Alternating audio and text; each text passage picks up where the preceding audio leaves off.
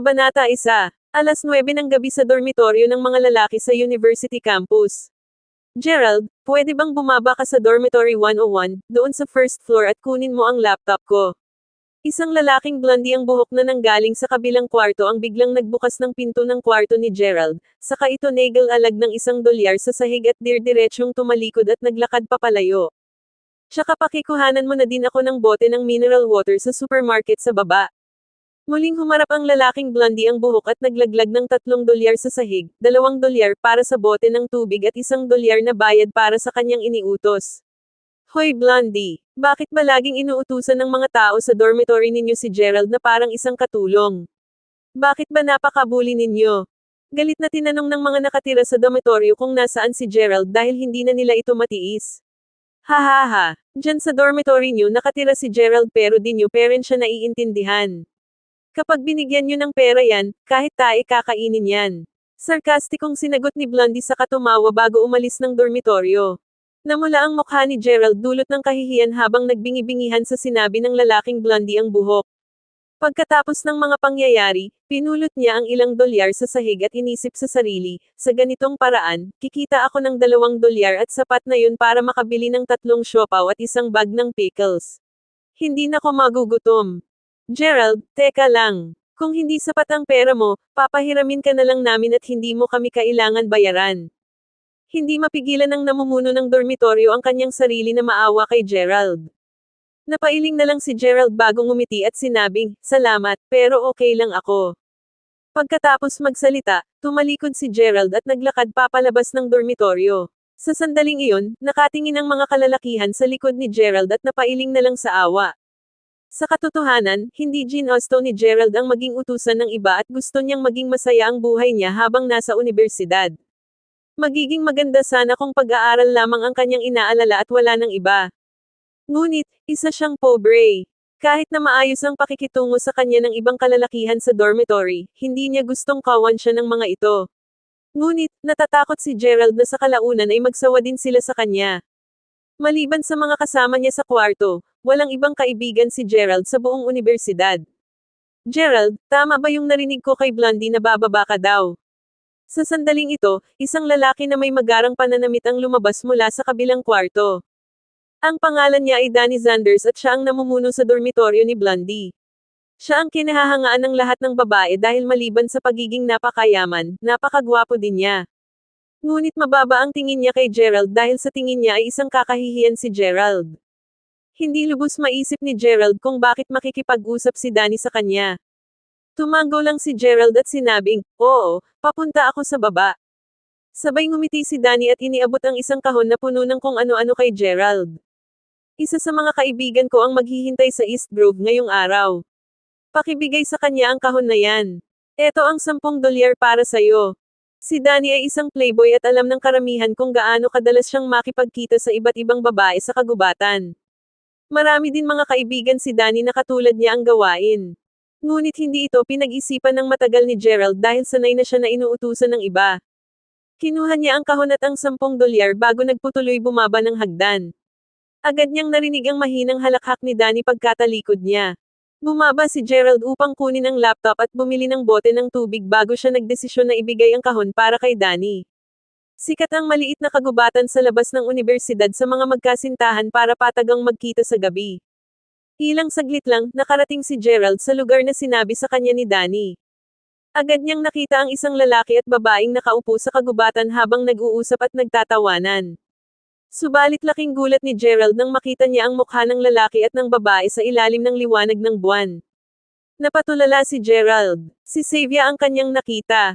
Agad namula ang mga mata ni Gerald at nabitawan niya ang mga bagay na kanyang hawak.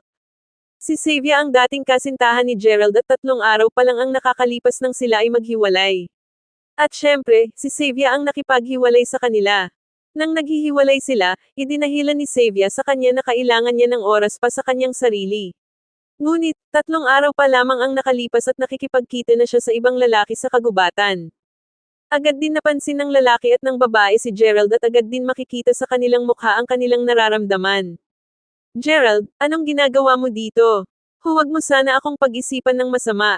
Kasama ko si Yuri dito kasi. Paarap si Xavier at sinampal si Gerald. Lalong lumakas ang tawa ni Yuri sa mga sandaling ito. Hahaha, Xavier, bakit mo siya pinapaalis? Hayaan mong manatili siya at panoorin tayo. Agad na mula ang mukha ni Xavier. Yuri, nawala lahat ng interest ko pagkatapos makita ang lalaking yan. Siguro sa susunod na lang. Pagkatapos ay umalis si Xavier sa yakap ni Yuri. Hindi alam ni Gerald kung paano siya nakaalis sa kagubatan at tila na blanko ang kanyang pag-iisip sa mga sandaling iyon. Lahat ng ito ay dahil sa pera. Nasa ganitong kalagay si Gerald dahil wala siyang pera. Hahaha. Pagkatapos niyang makabalik sa dormitory, sinalubong si Gerald ng tawanan ng kanyang mga kaklase sa pasilyo. Hawak ni Danny ang kanyang tiyan habang tumatawa ng malakas. Kita naman na sinabi niya sa kanilang mga kaklase ang mga nangyari. Hahaha, Gerald, anong nakita mo nang dalhin mo yung kahon kanina? Tanong ni Blondie habang nakangiti. Hayop na yan. Ang ganda talaga ng katawan ni Xavier. Sabi ni Danny habang nakangisi. Hinigpitan ni Gerald ang kanyang mga kamao at namumula ang kanyang mga mata sa sandaling ito. Ninanais niyang patayin si Danny. Gustong-gusto niyang pumanaw kasama si Danny. Bakit? Bakit mo to ginagawa sa akin? Nanggagalaiting tanong ni Gerald. Tumawa muna si Danny bago siya sumagot, Hoy, anong inaakala mo? Hindi ako natatakot sa'yo. Sa lahat ng mahirap dito sa klase natin, ikaw ang pinakaayoko. Napakaganda ni Xavier at saying lang kung mapupunta sa isang katulad mo. Mas mabuti nang mapunta siya ng kaibigan ko at paglaruan ng mga ilang araw.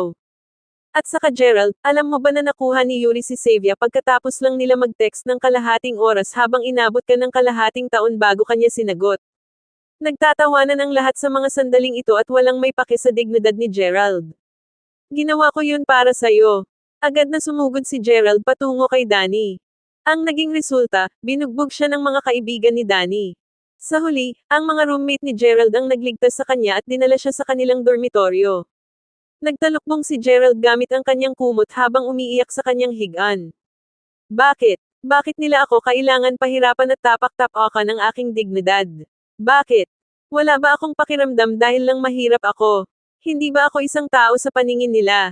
Nagpatuloy ang paghihinagpis ni Gerald at hindi niya mapigilan ang pagtulo ng kanyang mga luha sa kanyang pisngi. Hindi niya makalimutan ang mga nangyari sa kanya ng gabing iyon. Hindi niya alam kung gaano siya katagal nakatalukbong ng kumot habang hanggang sa siya ay nakatulog sa kakaiyak. Marahil dahil ang gabi ay napakadilim at napakatahimik, nakatulog ng mahimbing si Gerald ng gabing iyon. Nang magising siya kinabukasan, wala nang tao sa dormitory. Alam ni Gerald na hindi siya ginaisang nang namumuno ng dormitory dahil sa tingin niya ay mas makakabuti kay Gerald na manatili sa dormitory kaysa pumasok sa klase pagkatapos ng mga nangyari ng nakalipas na gabi. Nang tingnan ni Gerald ang kanyang cellphone, nadiskubre niya na napakarami niyang natanggap na mga mensahe at tawag. Sa pagkagulat ni Gerald, lahat ng numero ay hindi pamilyar. Nakatanggap din siya ng isang mensahe na nagsasabing may isang taong nagpadala sa kanyang bank account. Daxtonville Bank 19 years. The balance of your account ending in asterisk 107 is 1,500,000 United States dollars. Laking gulat ni Gerald nang makita niya ang mga numero. ₱1.2 milyong. Sinong magpapadala sa kanya ng ₱1.2 milyong? Agad tinawagan ni Gerald ang bangko upang kumpiramhan ang padala at mas lalo siyang nalito nang kumpirmahin ito ng bangko. Sa mga sandaling iyon, muling tumunog ang kanyang cellphone. Isa itong tawag mula sa isang international phone number at agad itong sinagot ni Gerald. Gerald, natanggap mo ba yung pera na ipinadala ko? Ako ang iyong ate. Isang pamilyar na boses ang kanyang narinig sa telepono. Ate, anong nangyayari? Hindi ba't nagtatrabaho kayo sa ibang bansa pati na ang magulang natin upang kumita ng pera? Saan kayo nakakuha ng ganitong klase ng pera? Hindi makapaniwala si Gerald sa mga pangyayari. Balak pa itago sa'yo ng ating ama ang katotohanan ng mga 2 taon pero hindi ko na kinaya dahil alam ko na palagi kang binubuli sa school. Kaya nagdesisyon ako na sabihin agad sa'yo. Mayaman talaga ang pamilya natin. Ang pamilyang Crawford ay may malaking negosyo sa iba't ibang parte ng mundo. Alam mo ba na 80% ng gold mine, minerals, at petrolyo sa Africa ay pagmamay-ari ng pamilya natin? Hindi pa kasama dito ang iba pang industriya sa Daxtonville at abroad. Ano? Agad na palunok si Gerald. Kung wala pa sa kanya ang $1.2 milyong sa kanyang account, hindi siya maniniwala sa kanyang mga narinig. Inakala niya talaga na binibiro lang siya ng kanyang ate. Alam ko na hindi ka panipaniwala ang mga sinabi ko, ngunit Gerald, kailangan mo dahan-daang tanggapin ang katotohanan. Nung umpisa, pinalaki din ako sa isang mahirap na environment pero dahan-dahan din ako naging pamilyar na mamuhay bilang isang mayaman. At saka, may pinadala ako sa iyo at dadating na siguro yun ngayong umaga. Mula ngayon, wala ka nang magiging problema pagdating sa pera. Hindi ko alam kung magkano ang mga bilihin sa Daxtonville sa panahon ngayon pero wag ka mag-alala, gamitin mo yung $1.2 milyong sa ngayon. Tatawagan ulit kita sa susunod na buwan. Matapos ng tawag, hindi pa din lubos na makapaniwala si Gerald. Buong buhay niya siyang namuhay bilang isang mahirap. Ngunit, isa pala siyang second generation rich kid. Abangan ang susunod na 2 kabanata. Maraming salamat po mga idol sa pakikinig ng nobela na ito. Sa mga gusto po pala magpa-shoutout ay mag-comment lang po kayo sa baba, para iisa-isahin ko kayo shoutout sa susunod kong mga upload. Hanggang sa muli, to God be the glory.